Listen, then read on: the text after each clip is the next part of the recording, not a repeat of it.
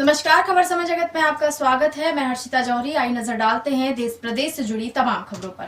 भोपाल पूर्व मंत्री मुकेश नायक जी ने हमारे साथ चर्चा में कई मुद्दों पर सरकार का ध्यान आकर्षित किया है, जिनमें प्रमुख है लॉकडाउन के बाद जब स्कूल खुलेंगे तब स्कूल फीस एक बहुत बड़ी परेशानी बनकर लोगों के सामने आ सकती है। किसानों को मंडी में स्थान मुहैया कराया जाए आदि जन कल्याण से जुड़ी हुई कई बातें उन्होंने कही। उन्होंने और क्या कहा, आइए सुनते हैं। नमस्कार सर। नमस्कार जी। मैं अपने दर्शकों को बता दूं कि हमारे साथ फोन लाइन पर आज मौजूद हैं पूर्व मंत्री मुकेश नायक जी, कांग्रेस के वरिष्ठ नेता। सर, मैं बहुत स्वागत करता हूं आपका हमारे चैनल पर। Thank you. सर, जैसा हम देख रहे हैं कि मध्य प्रदेश की स्थिति रोज बिगड़ती जा रही है। हालांकि अब ग्राफ थोड़ा नीचे आ रहा है, लेकिन उतना नहीं जितनी अपेक्षा की जा रही थी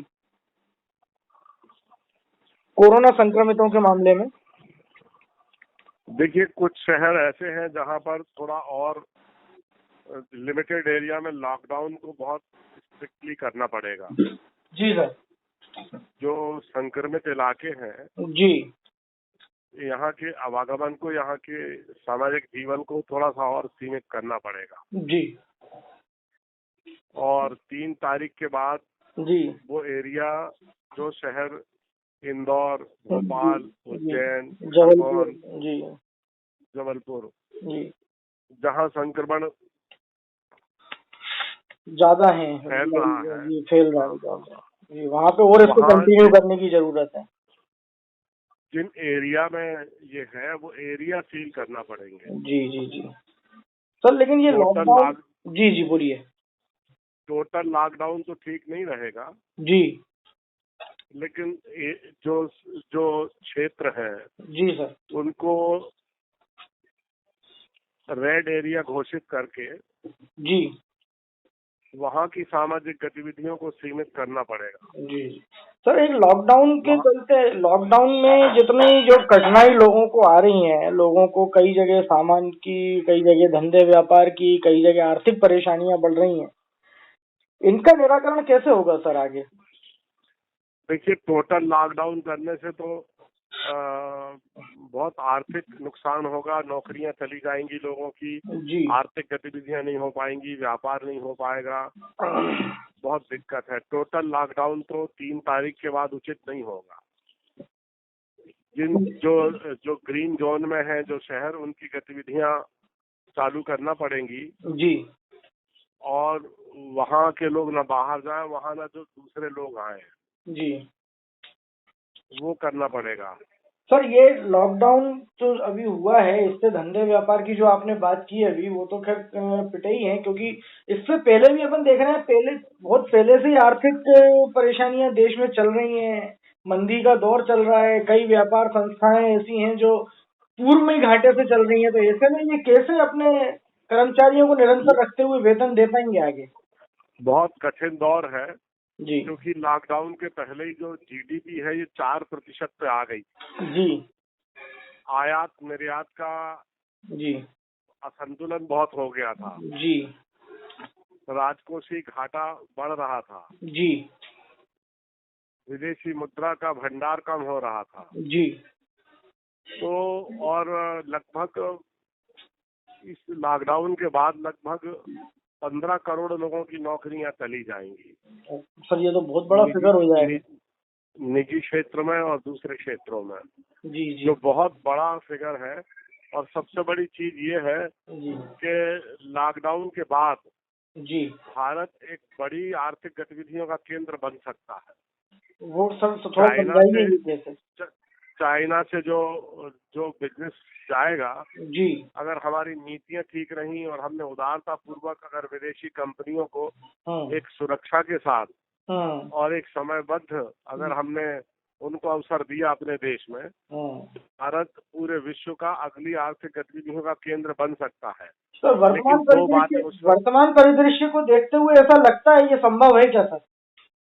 भारत में इस तरीके से इतने बड़े पैमाने पे इन्वेस्टमेंट्स आ सकते हैं?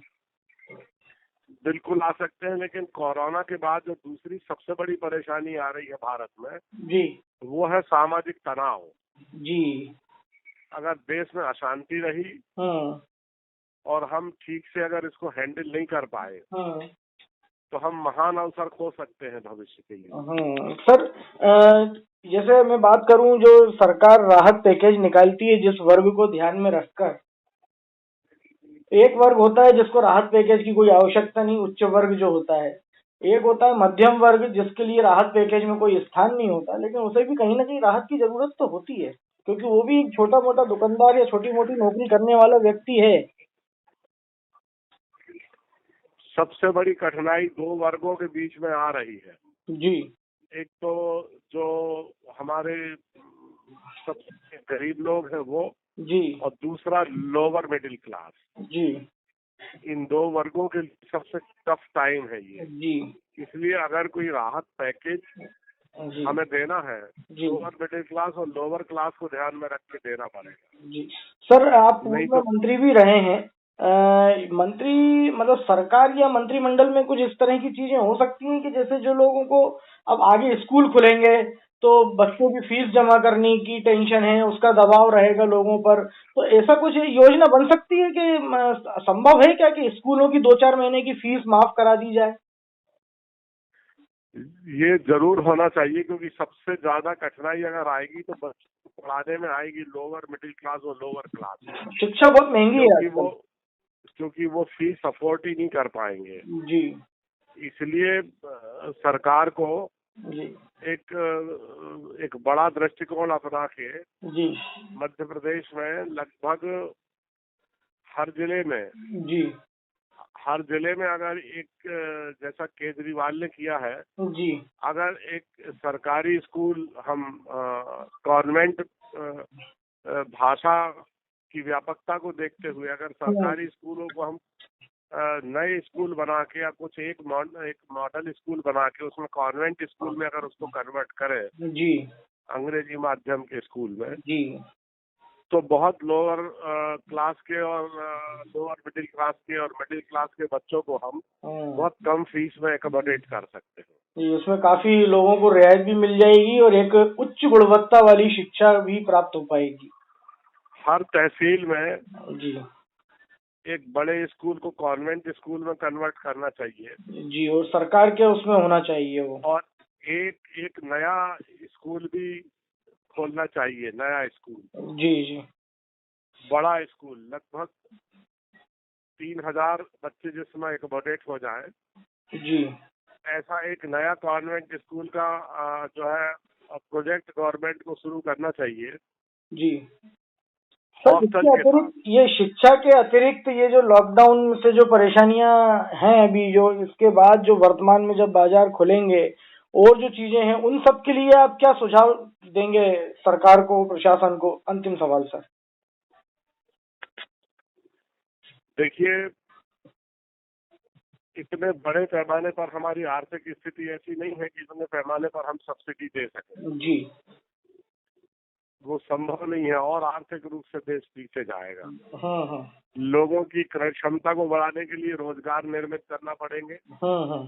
ग्रामीण क्षेत्रों में जो मनरेगा का कार्यक्रम है ये बहुत अच्छे से चलाना पड़ेगा। हाँ।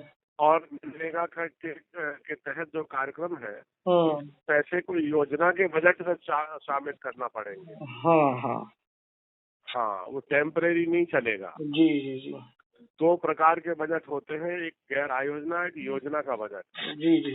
तो मनरेगा को योजना के बजट में शामिल करके जो अधूरी पड़ी शासकीय योजनाएं हैं, सिंचाई की, जी, शिक्षा की, स्वास्थ्य की, ग्रामीण विकास की, जी, इन योजनाओं के तहत उन मजदूरों को काम पे लगा के रोजगार देना पड़ेगा। सर, बहुत उपयोगी सुझाव आपने शासन को, प्रशासन को दिए हमारे चैनल के माध्यम से।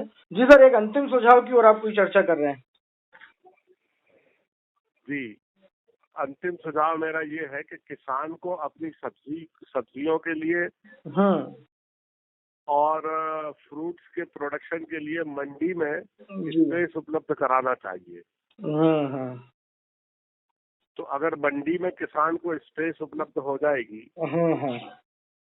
तो जो उपभोक्ता और बिचौलियों के बीच में जो एक बड़ा प्रॉफिट चला जाता है, जिससे जो सब्जी और दूसरी प्रोडक्ट्स महंगी होती हैं, किसानों के उत्पाद महंगे होते हैं, आम आदमी तक महंगे पहुंचते हैं। जैसे अब टमाटर 10 रुपए किलो खरीद रहे हैं, लेकिन उपभोक्ता को 50 रुपए किलो मिल रहा है। जी, जी। तो जो 40 रुपए का अंतर है, ये अंतर खत्म हो जाएगा। सही बात है। हाँ, अगर किसान को हम 15 रुपए किलो के हिसाब से बेचने की अनुमति देंगे, तो उपभोक्ता को 30-35 रुपए का फायदा हो जाएगा। अतिरिक्त जो भार पड़ रहा है उस भार से वो बच जाएगा। हाँ, इसलिए किसानों को अपने प्रोडक्ट बेचने के लिए जी मंडी की स्पेस अवेलेबल कराना चाहिए, पॉलिसी बना के। बहुत उत्तम सुझाव है सर आपका ये। बिल्कुल, ये हम कोशिश करेंगे कि इसको हम ज्यादा से ज्यादा स्प्रेड करें और ताकि जिम्मेदारों तक पहुंचे। और बहुत बहुत धन्यवाद सर हमसे चर्चा करने के लिए। किसानों को मंडी में स्पेस उपलब्ध कराई जाए। जी बिल्कुल, ताकि उनके प्रोडक्ट्स भी महंगे दामों पर बिके और उपभोक्ता पर भी कम भार आए। जी thank you so much. Example दे सकते हैं आपके 10 रुपए किलो टमाटर खरीद रहे हैं और उपभोक्ता को 50 रुपए किलो मिल रहा है। जी इसमें 20 रुपए का 25 रुपए का अंतर प्रति किलो हो सकता है। सही है। जो बहुत बड़ा अंतर है। कम से कम गरीब आदमी ठीक से भोजन तो कर लेगा। सही बात, बिल्कुल सही बात है सर। ठीक है sir, okay, thank you so much sir. Okay. खबर समय जगत के लिए भोपाल से संदेश नेमा की रिपोर्ट। देश प्रदेश से जुड़ी तमाम खबरों से रूबरू रहने के लिए देखते रहिए खबर समय जगत।